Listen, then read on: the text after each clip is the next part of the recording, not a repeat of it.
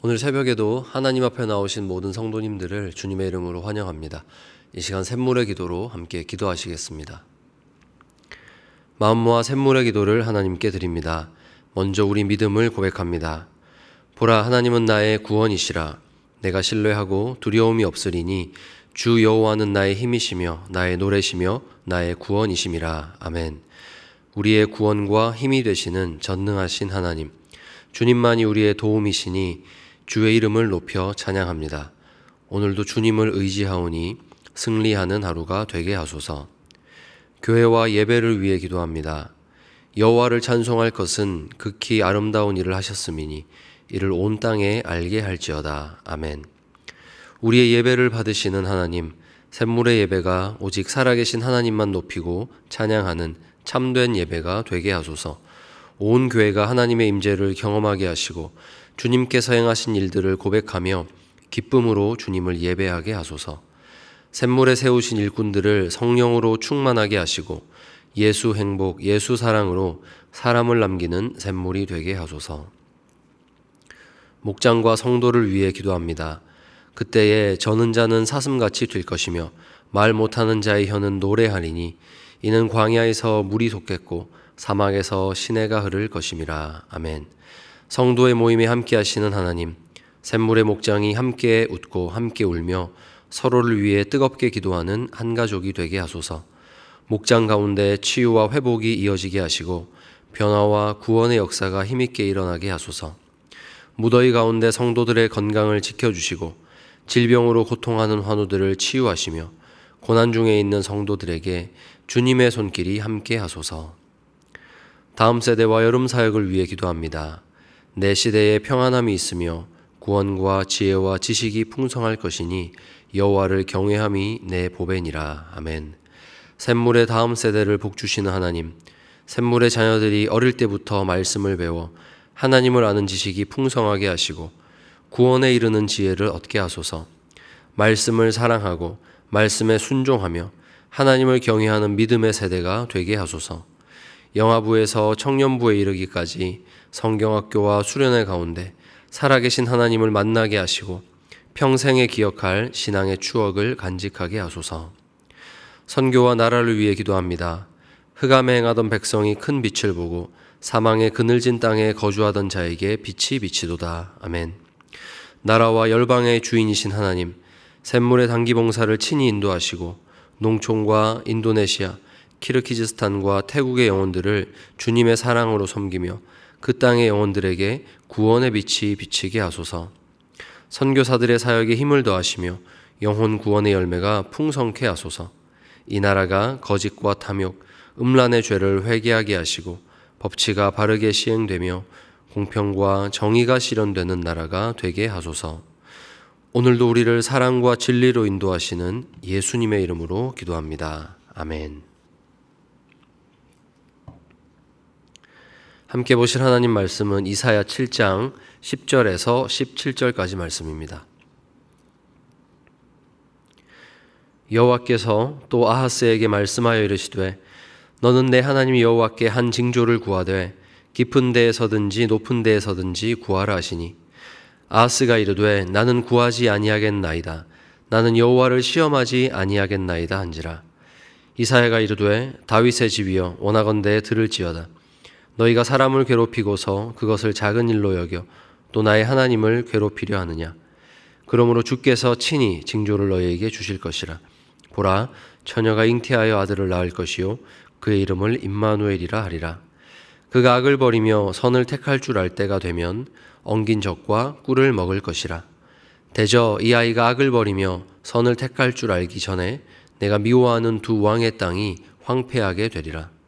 여호와께서 에브라임이 유다를 떠날 때부터 당하여 보지 못한 날을 너와 내 백성과 내 아버지 집에 임하게 하시리니 곧 아수르 왕이 오는 날이니라. 아멘. 이 시간 피하고 싶은 순간이라는 제목으로 하나님 말씀의 은혜를 나누고자 합니다.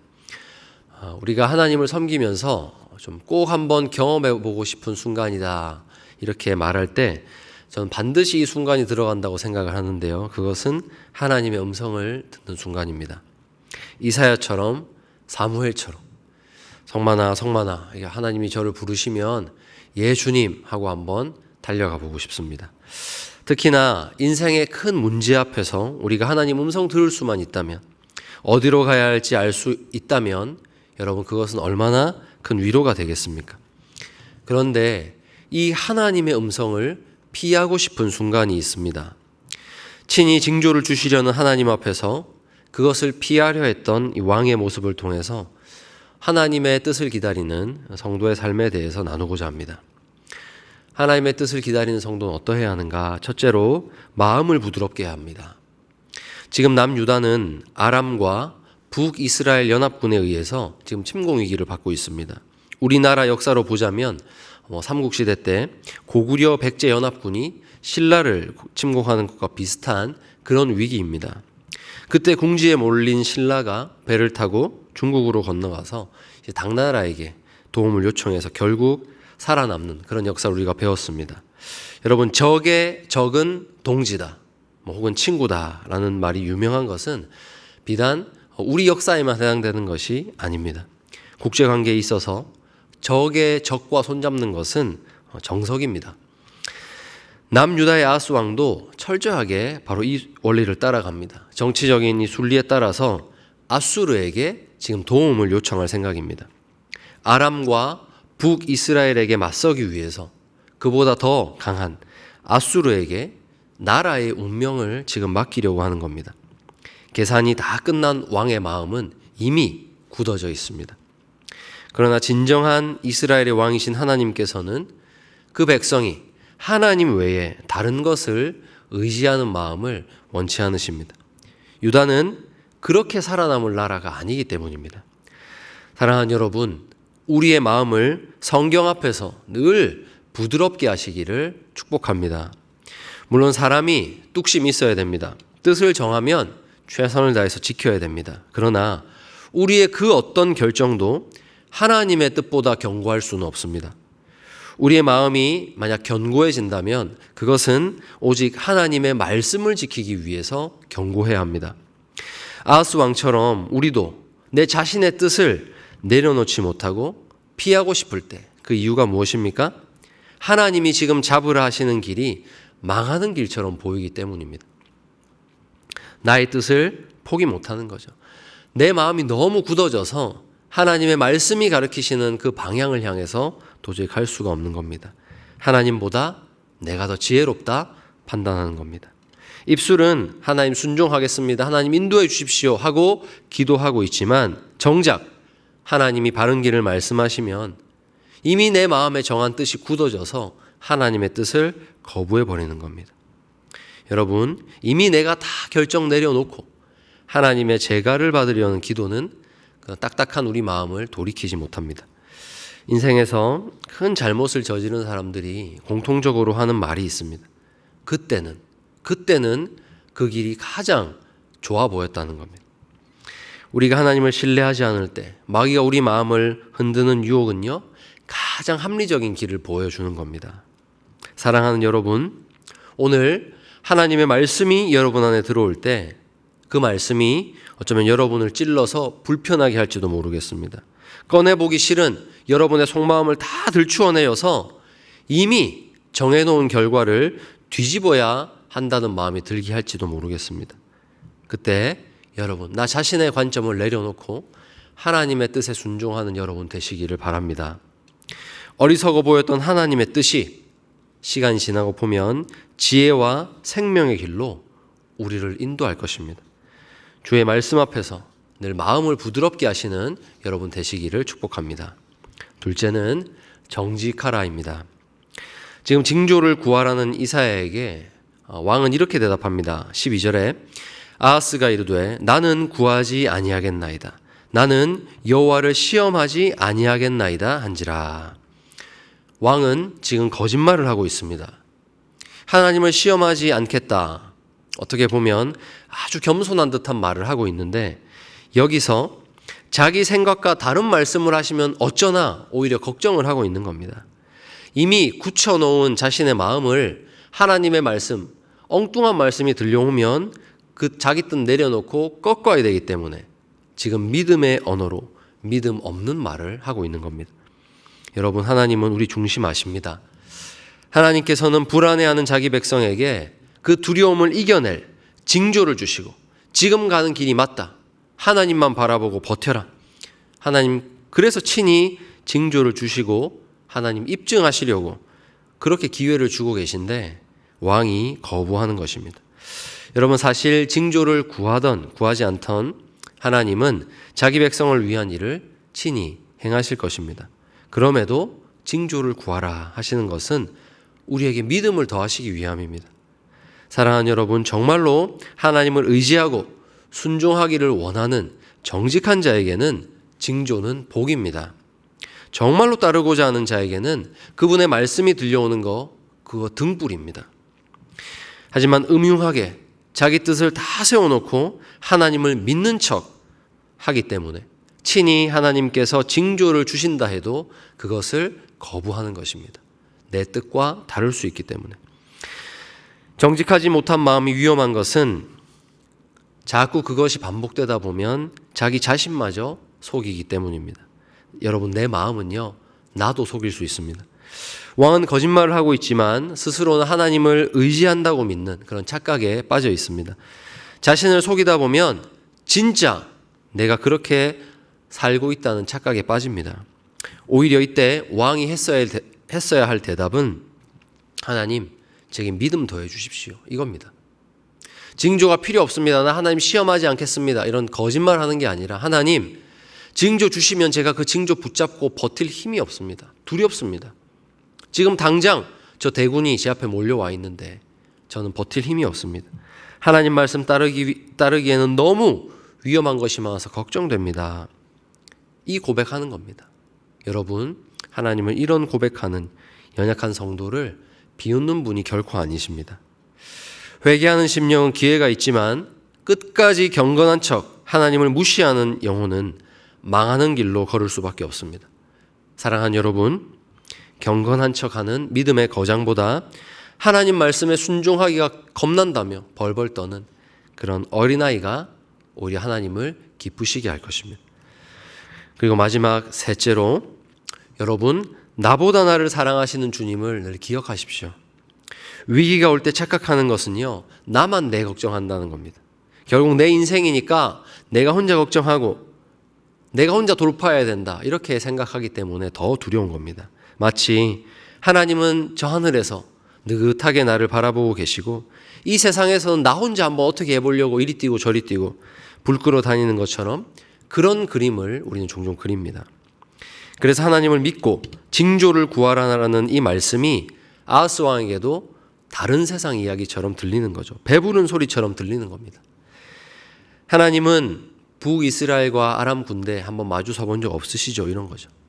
저 두 나라가 힘을 합치고 들어오면 우리나라는 무너집니다. 하나님, 지금 강 건너 불구경이 아닙니다. 저에게는. 이 말을 하고 있는 겁니다. 하나님, 당신의 집이 불타지 않으니까 하나님 느긋하신가 보다, 이렇게 생각합니다. 그러나 아닙니다. 여러분, 누구보다 저와 여러분 걱정하는 분이 우리 하나님입니다. 곧 위기가 닥칠 집이 우리 집처럼 보이지만 우리 집이 아니고 하나님의 집입니다. 진짜 주인은 하나님이십니다. 어느 아버지가 자기 집 무너지고 자기가 사랑하는 자녀들이 고통받는 것을 즐거워하겠습니까? 하나님은 유다에 지금 정말로 살 길을 주시는 겁니다. 이 징조 믿고 기다려라, 버텨라, 보이지 않는 하나님 붙잡고 버텨라, 정말로 살 길을 주시는 겁니다.